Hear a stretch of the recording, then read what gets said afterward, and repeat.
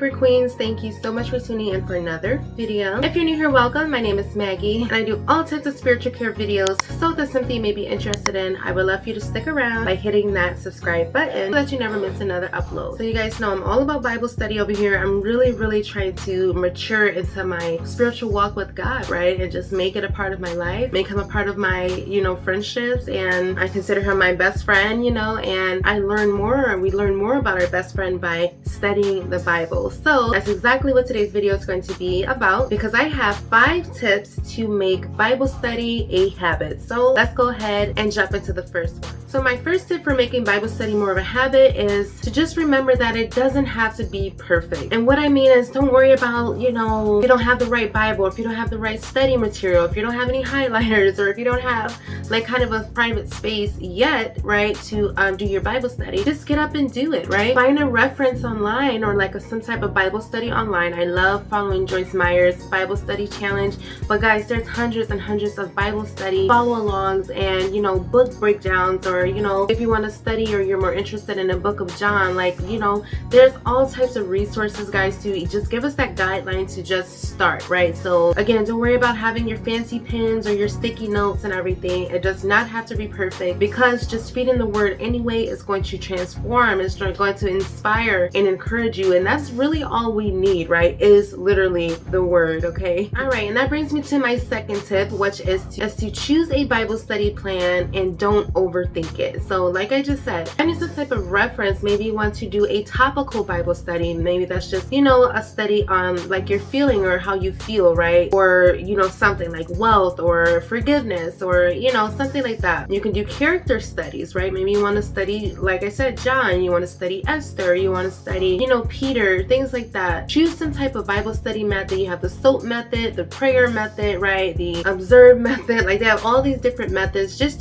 for our benefit, right? To help us interpret things and break things down even more for our Bible study. And what I mean by don't overthink it is, again, stick to something simple. Stick to something that you can still grab something out of, right? That is still going to help you learn. But yeah, if you're trying to do every single step and you're putting in or filling in, what's the word I'm trying to say? Like, just don't overcomplicate it, okay? Grab you some paper, write down the scripture you want to break down, observe it, interpret it, apply it to your life, and then you have a nice simple Bible study plan that you can kind of go off of every single day. My third tip to help make Bible study a habit is to set an alarm. Now, this has definitely been helping me because I've been noticing that I've been getting up and kind of starting my days elsewhere, or kind of, I've been waking up and just going right to breakfast, or just like starting breakfast, or just taking the kids to school and then just coming to work out, and sometimes I would say, okay, I'm gonna get Bible study, I'm gonna do Bible study, and then realistically it doesn't happen,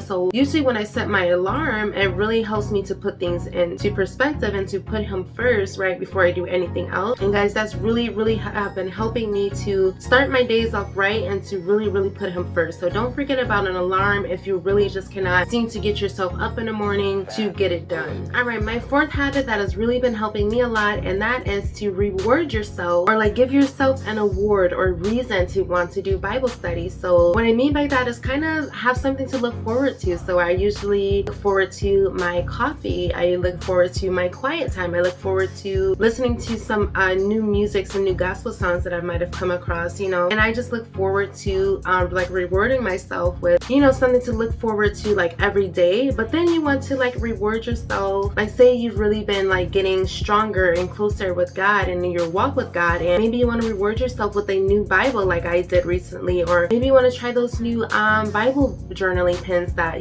can really help you with Bible study, or some new candles to help set the mood. Like really reward yourself when you start to notice that, okay, you're really making it a priority, and yeah, to help you even stay on track even more. And my fifth tip that I have to start making Bible study a habit, and don't let quantity limit you. So don't let the daily, dose of it, even though we should strive for it every single day, and it should be more of a privilege instead of a chore or something that we have to do. That's not what I'm saying. I'm just saying don't don't overcomplicate it and think, oh, I have to spend 2 hours in Bible study, or I have to spend, you know, a big chunk of my day, you know, for Bible study. Even though that's wonderful, it should be nothing wrong with that. I'm just saying, don't let the quantity of, you know, feeling like you have to spend 4 or 5 hours in Bible study. Listen, if you have 60 seconds, if you have 5 minutes, you know, in the morning, if you have 10 minutes to scroll on Facebook, why don't you have 10 minutes to just, you know, your heart and your mind out there, you know, to open up to the word, or to just fill yourself up with a sermon, guys, or like I said, I do tons of my daily devotionals, you know, something like that, and then I'll look up those scriptures and I'll do it like a little study on those scriptures for the day. You know, don't ever feel like, okay, I have to spend all this time, even though we should.